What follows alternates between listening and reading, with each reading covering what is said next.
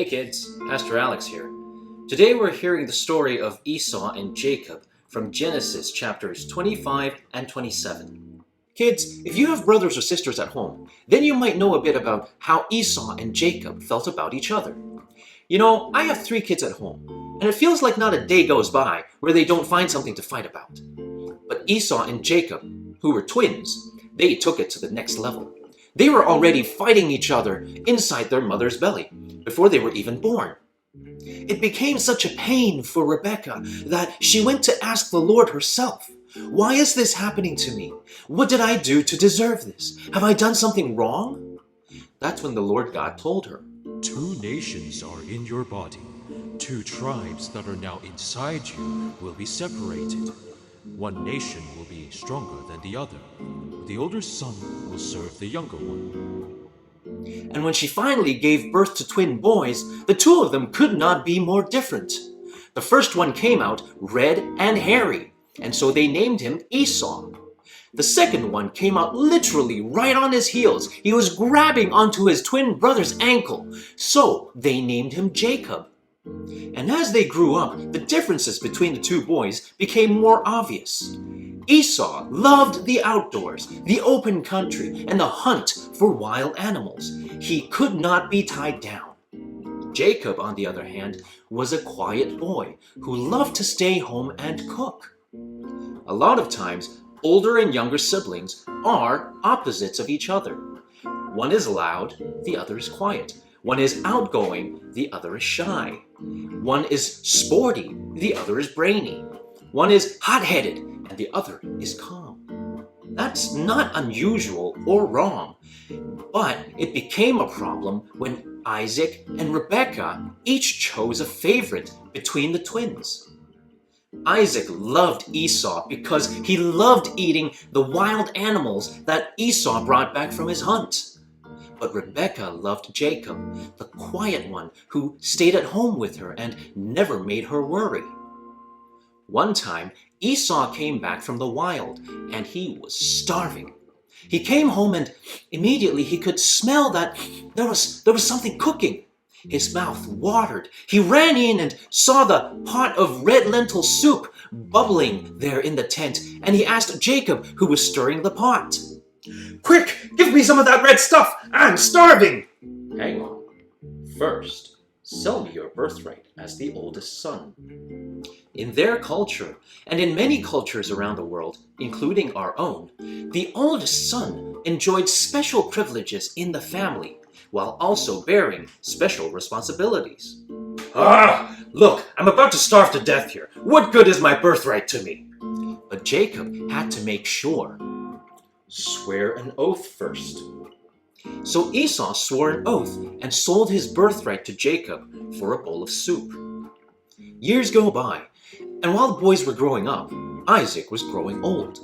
Or at least he felt he was growing old because he couldn't see so well anymore. And so he wanted to make sure that he passed on God's blessing and promise before he died. And of course, Isaac wanted to pass the blessing and promise on to Esau the hunter, the one who brings him yummy wild animals, even though Esau sold off his birthright for a bowl of soup, even though he married 2 Canaanite women who upset his parents with their idol-worshipping ways, and even though God told Rebekah very clearly that the older will serve the younger. But Rebekah never forgot what God told her during those difficult days of pregnancy.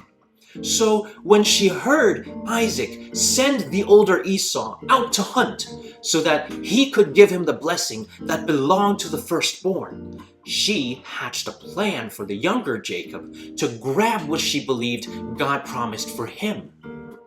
She had Jacob bring in 2 goats from their flock, and she cooked them just the way that Isaac liked it.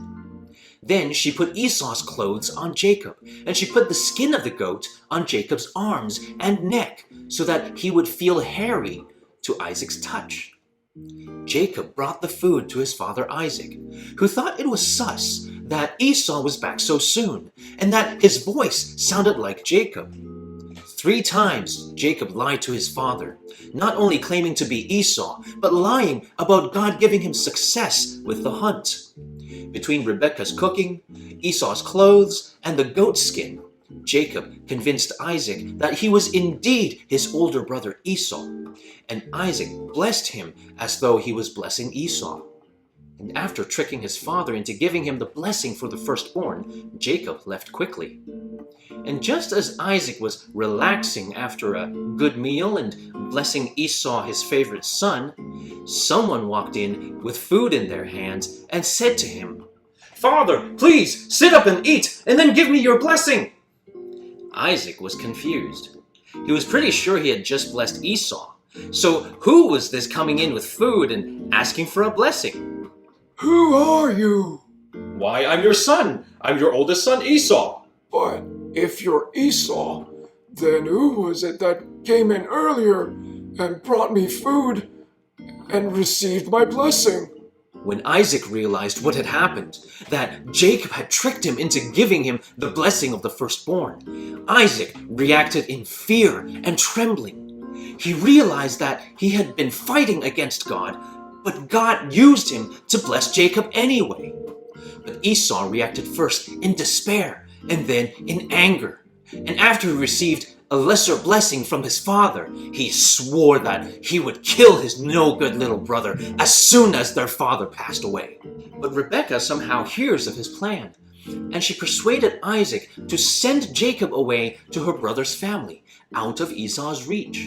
And so our story today ends here with Jacob on the run for his life.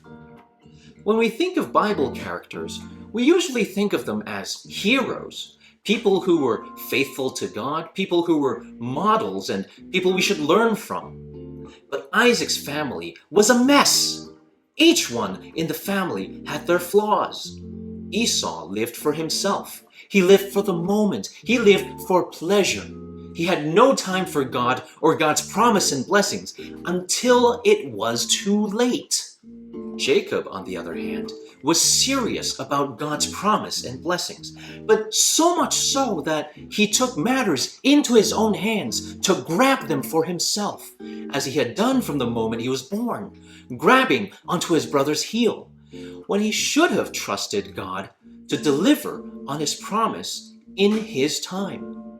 When his mother told him about her plan to trick his father into believing he was Esau, Jacob wasn't worried about whether it was the right thing to do. He was worried that he might get caught. Isaac let his stomach rule his head and tried to pass the blessing on to Esau, the one who despised his birthright and married the wrong women.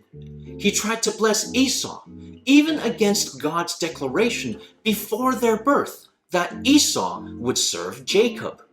Esau was so angry that he swore he would kill Jacob when their aging father passed away.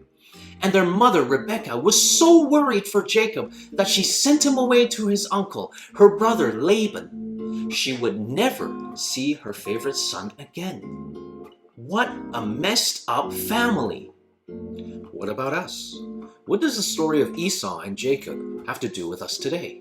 Between Esau and Jacob, we saw one brother who cared more about himself than about God. We don't want to be like Esau. We should be more like Jacob, who wanted all the good things that God promised. But he wasn't perfect either. Jacob would lie, cheat, and steal to get what he wanted in life, even the things that God promised. But that didn't stop God from being with Jacob and blessing Jacob and even completing his ultimate purpose through Jacob. If God only worked with or used people who were perfect, well then nobody in the history of humanity would be fit for God's purpose. But thankfully, God doesn't ask that we be perfect so that he could use us. God only asks that we care about him and love him more than anything else. So kids, let's love God with all that we are and all that we have, even if we do it imperfectly and we fail along the way. And let us experience him as he makes us a little bit more like him every day.